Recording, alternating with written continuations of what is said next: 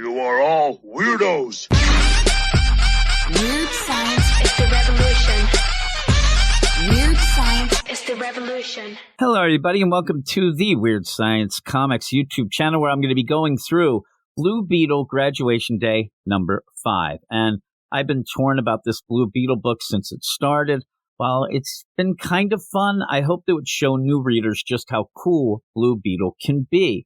Especially with a character like Blue Beetle, the books don't tend to stick around that long. This is only a mini-series, but still, you have a movie in the works, all this stuff where this could be a cool jumping on point for new readers. It kind of hasn't been that, because from the start, Josh Trujillo has done what many writers keep doing with Jaime, handicapping him.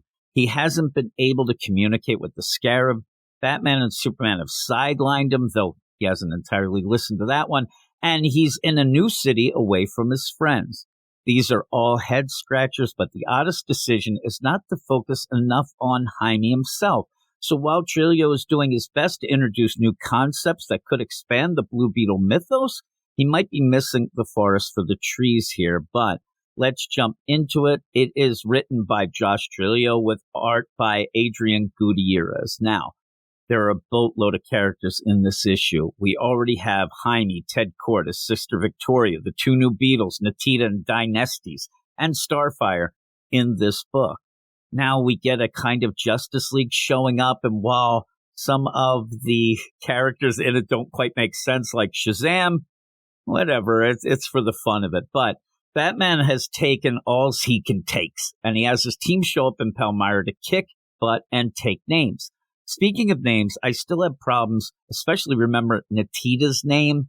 I'm a dummy, but it's just not sticking with me. The action is fast-paced, and while the art adds a frantic chaos to it all, there were times when it took me a second to adjust to transitions between scenes and characters. But a bigger problem is Trujillo's voices for each character. They just didn't feel right. They felt kind of generic, and everybody ended up sounding the same. Plus, except for Wally West, nobody really does anything cool in this. They don't really do their thing, in air quotes.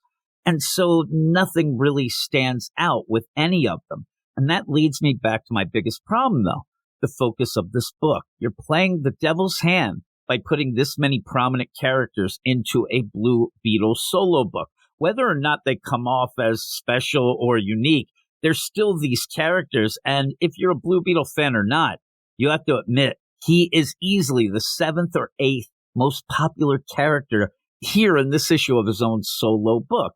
That is a problem. Plus, for half the issue, the focus is more on the newer Beetles as Jaime goes from fighting them to protecting them from Batman and company. Trujillo only pushes his overall narrative forward a little bit as well, but what we get is nice enough. Jaime sticks up for the new Beetles, and Starfire remembers the Horizon are protectors, not invaders. Not really a shocking revelation. We kind of saw this before, but at least it gets Batman off of Jaime's ass. Plus, Jaime can finally understand the Scarab again, and I'll never, ever understand why most writers do this nonsense with Jaime and the Scarab. That could be such a fun dynamic, and they always want to take that away. At the beginning of this series, I thought that we were going to get that fun dynamic in the first issue. He's talking a bit, and then all of a sudden it's taken away. Thankfully, though, everyone is good, because the issue ends with a Horizon ship showing up looking like it jumped off the Yar's Revenge box from back in the day. And kids, you can look that up. This issue did have some nice moments showing that Jaime is a hero, but also a nice guy. However, I wish Josh Trujillo could have tightened some of these things up and put the focus more on Jaime and his Scarab. I give him credit for trying new things, but I'm worried he has bitten off more than he can chew with only one issue left. Adrian Gutierrez's art fits the book well enough, though nothing really stood out in this issue overall. With all that said and done, I'm going to give this a 6.5 out of 10, and I am looking forward to the finale, kind of to see how things can end up being tied up. There is a lot of things left on the board here, but I hope that it all ties up, and I hope that it ends up satisfyingly, because I want people to like Blue Beetle. I like the character, and I want more people to get involved. I've seen the sales for this book. Doesn't seem like that many people are getting involved, but maybe that's the story. It's definitely not the character, because the character is a cool character. But that's it. Thanks, everybody. And if you haven't already, please subscribe to the channel, like the video, enable those notifications, and let me know what you thought of Blue Beetle Graduation Day number 5 in the comments below. And just a quick reminder, if you want to hear a more detailed review of this issue and a lot more, please check out our podcast, The Weird Science DC Comics Podcast. The link is in the show notes of this video, and I'll talk to you all later. You are all weirdos. Weird science is the revolution. Weird science is the revolution.